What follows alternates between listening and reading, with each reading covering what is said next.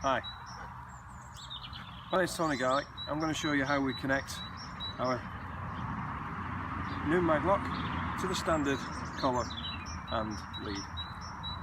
It's very simple. Top unit, you just slide the collar back, remove the actual link, attach it to the D-ring, slide this back on, push the collar down, and that's now attached. Good boy, mate. It's now attached there, as you can see. All we need to do now is attach the top unit to the trigger clip, like so, and the two units simply connect together. To release, press the two tabs and he's off.